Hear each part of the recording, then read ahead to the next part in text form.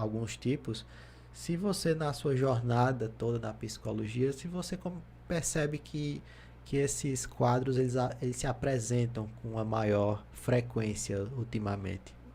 Sim. É até uma discussão importante que foi levantado em algum momento, em algum podcast sobre, acho que foi o podcast que a Priscila estava aqui com a doutora Ana Karine, né? Se os diagnósticos estão aumentando. É importante, por exemplo, falar disso sobre o border, né, que é a borderline, que não é necessariamente que esteja aumentando, é que agora está sendo falado. E quando você começa a falar sobre alguma coisa, as pessoas vão começando a ter aquele viés cognitivo de será que eu tenho? Será que eu tenho? Será que isso explica meu comportamento aqui de viver à beira, de viver no limite? Eu acho que é isso. Eu acho que é isso que eu tenho. E aí procura o psiquiatra, procura o psicólogo, e aí ou descarta esse diagnóstico ou confirma. E aí isso acaba fazendo com que essas pessoas que convivem com diagnóstico de borderline recebam tratamento e começam a falar e disseminar informações sobre isso. Então, quando a gente fala de diagnósticos de alguns transtornos, não é necessariamente porque esteja aumentando. É porque a discussão, aí sim, a discussão aumentou e as pessoas vão procurando A se busca, né? entender e dar nome àquilo que é um sofrimento para elas. Tá? Muito bom. Assim, enxergando dessa forma, né, essa busca maior por informação, essa curiosidade, você acredita que o método de atendimento online, isso é positivo para a população e é positivo para o profissional? Hum, Sim, aí entra a subjetividade de novo, né?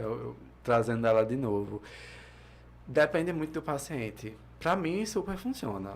Né? Inclusive, eu gosto muito de atender online. Não vejo uma diferença para mim, enquanto profissional, no atendimento online e no atendimento presencial. Inclusive, foram feitas pesquisas comparando. E aí não foram com o grupo pesquisado, obviamente, não tiveram alterações em relação aos dois tratamentos. Mas para os pacientes, existe uma diferença. Então, alguns pacientes, eles, oxe, online, tão distante. Uma tela, vou estar conversando com uma tela e eu estou vendo só você daqui para cima. Então, depende dos pacientes também.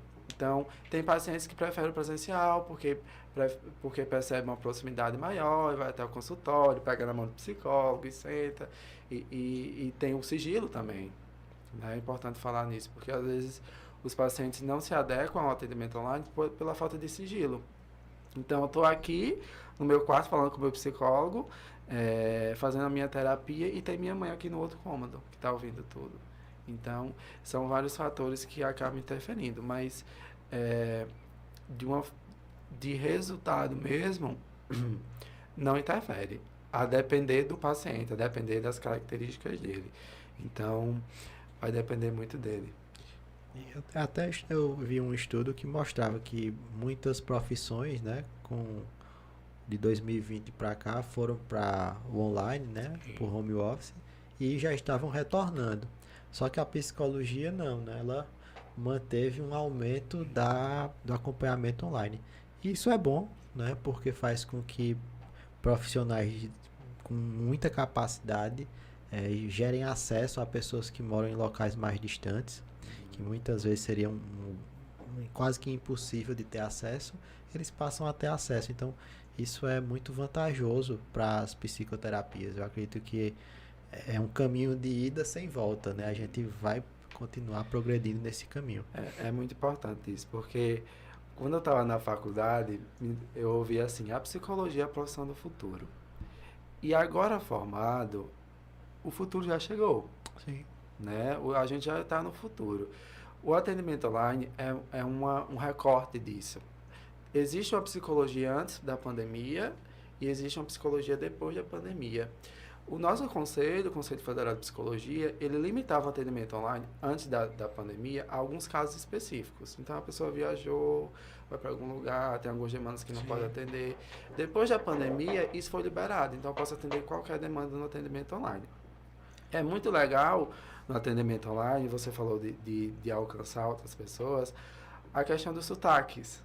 Quando eu estou atendendo online, aí atendo um paciente que tem um sotaque nordestino, depois eu vou atender um paciente que tem um sotaque nordestino, mas já é de outro estado, depois eu pulo para uma pessoa que mora em São Paulo. Então, a terapia online, ela tem esse alcance. Então, eu posso atender qualquer pessoa que mora no Brasil ou que mora fora, que fale português, né? E aí vem a questão também da técnica, porque você vai lidar com culturas diferentes